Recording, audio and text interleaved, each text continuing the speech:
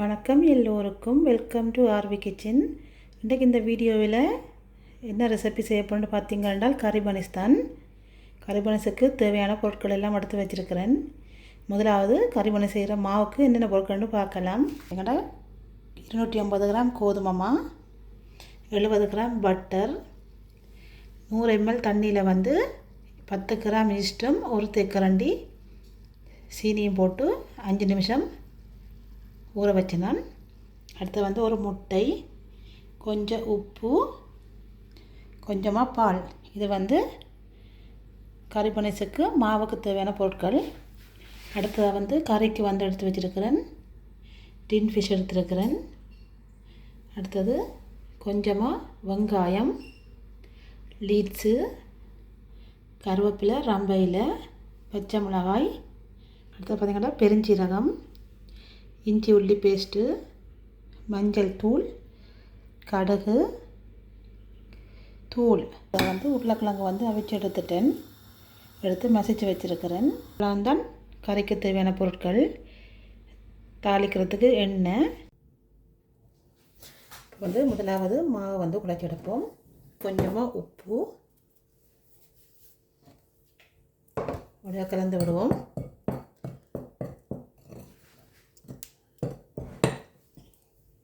அடுத்தது கரைச்சி வச்ச ஈஸ்ட்டு, தண்ணி, சீனியெல்லாம் போட்டு கரைச்சி வச்சதை இதை சேர்க்கிறேன்.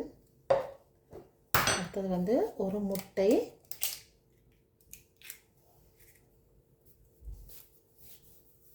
வடிவாக கலந்து விடுவோம்.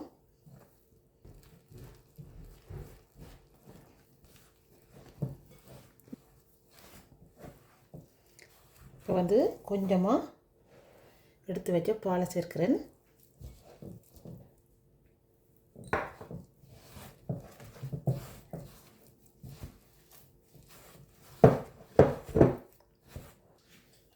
பட்டர் எல்லாத்தையும் வடிவாக கலந்து விடுவோம்.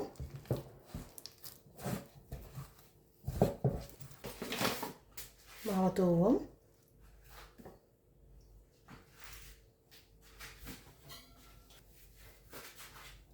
பார்த்திங்கன்னா இந்த மாவை இதில் போட்டுட்டு வடிவாக குழைச்செடுக்கணும்.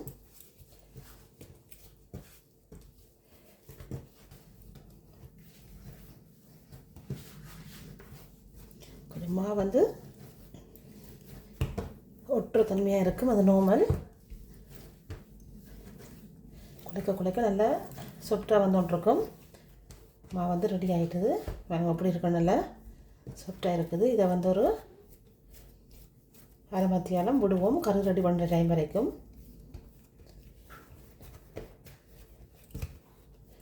இப்படி வச்சு கவர் பண்ணி விடுவோம். லைட்டாக கீழே மாவை தூரிட்டு இப்படி வச்சுடுவோம்.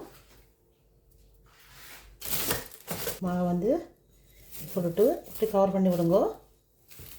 கவர் பண்ணிவிட்டு கறி ரெடி பண்ணிவிட்டு பார்ப்போம். அடுத்தது தாளிக்கிற பொருட்களை சேர்க்க போகிறேன். கடுகு,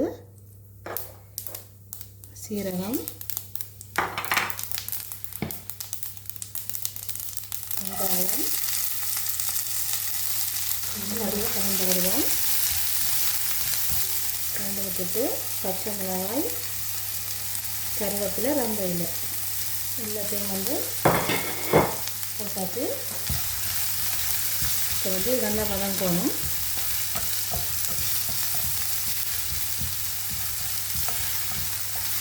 கொஞ்சம் நேரம் பதம் கட்டதும் அடுப்பு ஒரு அளவான ஸ்டிக்கில் விட்டுருக்கிறேன்.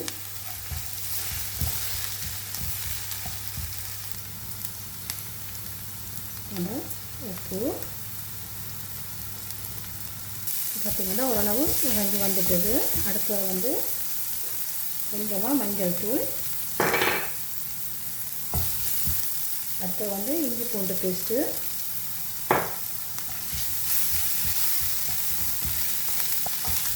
வடிவாக கலந்து விடுங்க. கலந்தால் இஞ்சி போட்டு பேஸ்ட்டு போட்டு வடிவாக கலந்து விட்டாச்சு. அடுத்து தூள் சேர்க்கிறேன். தூள் சேர்த்து வடிவாக கலந்து விடுவோம். இப்போ லீட்ஸு நீங்கள் விரும்பினா போடலாம். நான் வந்து லீஸ்ட்டு போட்டு ஏதாவது டேஸ்ட்டாக இருக்க முடியறதுக்காக லீஸ்ட்டு போடுறேன். இப்போ வந்து வடிவாக கலந்து விடுவோம். கொஞ்சம் நேரம் லீஸ் வந்து நல்லா வதங்கணும்.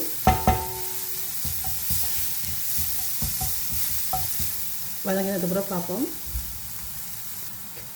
இப்போ பார்த்திங்கன்னா கிட்டத்தட்ட ஒரு 3 நிமிஷமாக வதங்க விட்டுட்டேன். அடுத்தது வந்து டின் ஃபிஷ்ஷை வந்து இப்படி உதிரியாக ரெடி பண்ணியாச்சு. இதை வந்து இதோட போட்டு மிக்ஸ் பண்ணணும்.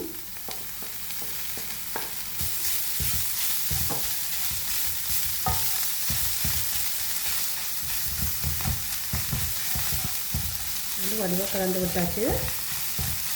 2 நிமிஷம் நல்லா எண்ணெயில் வதங்கட்டுக்கும். இப்போ பார்த்திங்கன்னா அவிச்சு நசிச்சு வச்ச உருளைக்கிழங்கு அதை வந்து சேர்ப்போம்.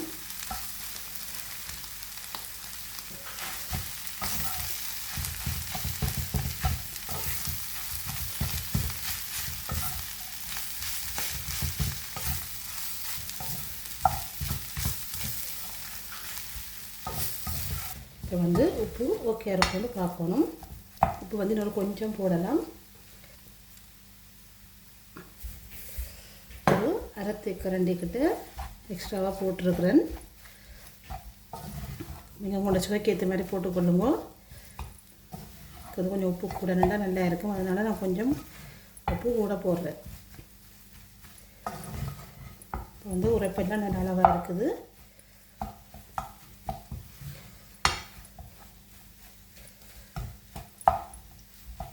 கொஞ்சமாக வந்து ஏலக்காய், கிராம்பு, கருவேப்பிலை பவுடர், கொஞ்சம் வாசத்துக்காக ரம்ப இலையும் போட்டிருக்கிறேன்.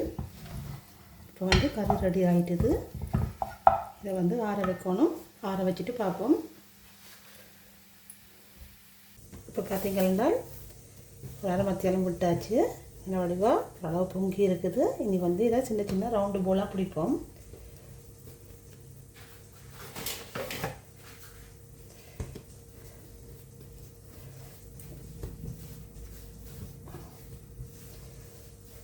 ஒட்டி எடுத்துட்டு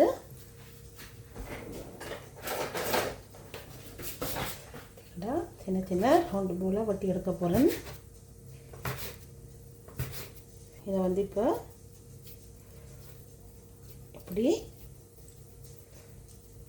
சின்ன சின்ன ரவுண்டாக எடுத்து வைக்கிறேன்.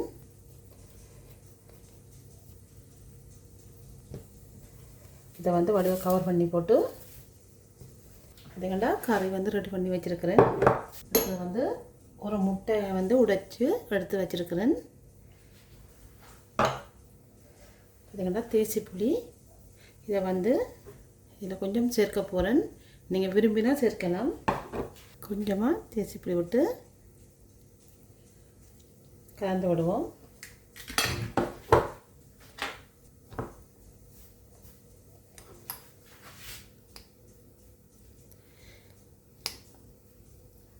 தேசிக்காய் புளி விட்டிங்கன்னா நல்ல டேஸ்ட்டாக இருக்கும். வந்து நல்லா ஆற விட்டு எடுத்து வச்சுருக்கிறேன். அதுக்கப்புறம் தேசிக்காய் புளி வந்து சேர்த்துருக்கிறேன். இப்போ ஓகே ஆகிட்டுது. இது வந்து கறிபானை செய்கிறதுக்கு ரெடி பண்ணுவோம். லைட்டாக மாற்றவிட்டு நான் வந்து இந்த கட்டியால் உருட்டி எடுக்க போகிறேன்.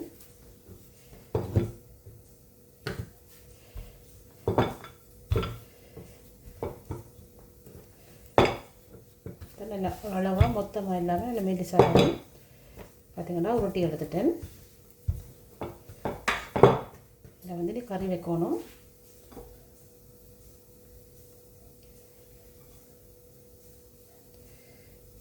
நம்ம கறி வச்சாச்சு. இதை வந்து இப்படி மூடி விடுங்க. இப்படி நல்ல வடிவாக மூடி விட்டுட்டு அதுக்கப்புறம் இதையும் இப்படி மூடினீங்கன்னா மாவு இல்லாமல் ஒட்டி இருக்கணும். பாருங்கள் இப்போ இப்படி வந்திருக்கண்டு கறி பனீஸ். இதை வந்து ஒரு பக்கம் வைப்போம். அடுத்தது வந்து லைட்டாக மாவு தூவிட்டு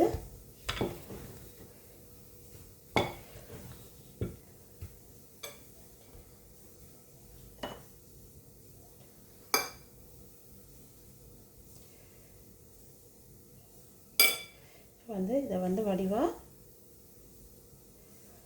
இப்படி மூடுங்கோ. மூடிட்டு பிறகு இது வருது, இதுலேயும் வருது. இப்படி மூடி விட்டிங்கன்னா இதுதான் அச்சு. பார்த்திங்கன்னா இந்த கை அச்சை வச்சு நீங்கள் சமப்படுத்தி கொள்ளலாம். இப்படி வச்சிங்கன்னா நல்ல வடிவாக அச்சு மாதிரி வரும். கறி பனிசு அச்சுக்கு வந்துட்டு பாருங்க இப்படி வந்திருக்காண்டு. இன்னொரு விதமாக உங்களுக்கு செய்து காட்டுறேன். உருட்டிட்டு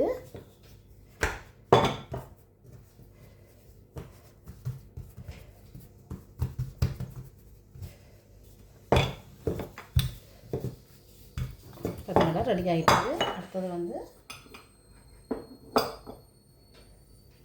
கறியை வச்சுட்டு இப்படி ஒட்டணும். இப்படி ஒட்டி விடுங்க. ஒட்டி விட்டுட்டு இதை வந்து நல்லா இழுத்துட்டு டைட்டாக இப்படி மாட்டிச்சிட்டு இதில் இதை வந்து இப்படி கொண்டு வந்து ஒட்டலாம். பாருங்கள் இப்படி வந்திருக்காண்டு.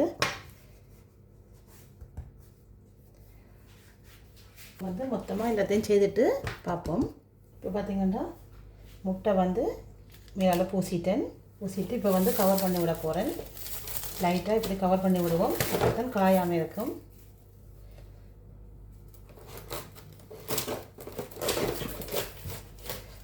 இதே போல் கவர் பண்ணி விட்டீங்கன்னா காயாமல் இருக்கும். ஒரு கொஞ்சம் நேரத்தில் வந்து கொஞ்சம் நேரம் போட்டுட்டு பார்ப்போம். இப்போ இப்படியே விடுவோம். இப்போ பார்த்திங்கன்னா ஒரு 10 நிமிஷத்துக்கு மேலே போட்டுட்டேன். பார்த்திங்கன்னா நல்ல வடிவாக பொங்கி வந்துட்டது. இப்போ இன்னும் ஒருக்கா இந்த முட்டை வந்து பூச போகிறேன். பூசிட்டு வைப்போம்.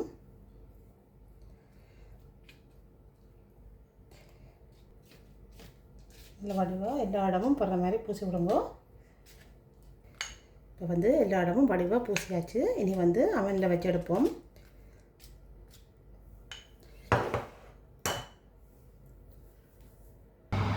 ஃபேனில் வந்து விட்டுருக்குறேன். இதை வந்து 180 விட்டு 10 நிமிஷம் வச்சு நான் பாருங்க வச்சுருக்கிறேன். அவஞ்சத்துக்குள்ளே பார்ப்போம். இப்போ பாருங்க இப்படி வந்து நல்ல வடிவாக பொங்கி அவஞ்சு வந்துருக்கண்டு பாருங்க.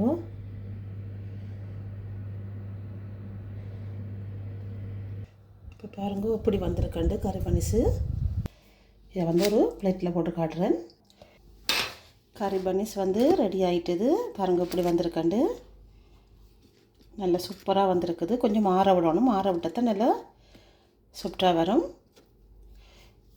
பாருங்கள் இந்த ரெசிபி வந்து ஈஸியான ரெசிபி, கஷ்டமே இல்லை, சிம்பிளாக செய்யக்கூடியது.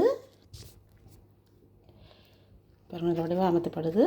இப்போ நான் உங்களுக்கு கொண்டு வெட்டி காட்டுறேன். நான் வெட்டைக்கு வந்து வீடியோ கட் ஆகிட்டுது. பாருங்கள் இப்படி வந்திருக்கண்டு. பாருங்கள் இன்னும் மொண்டு வெட்டி காட்டுறேன். பாருங்கள் இப்படி வந்திருக்கண்டு. நல்லா சூப்பராக வந்திருக்குது. நீங்களும் இதே போல் இந்த ரெசிபியை ட்ரை பண்ணி பாருங்க. இந்த வீடியோ வந்து உங்களுக்கு பிடிச்சிருக்குமென்னு நினைக்கிறேன். பிடிச்சிருந்தால் லைக் பண்ணி, ஷேர் பண்ணி, சப்ஸ்கிரைப் பண்ணுங்க. இன்னும் ஒரு வீடியோவில் சந்திப்போம். நன்றி, வணக்கம்.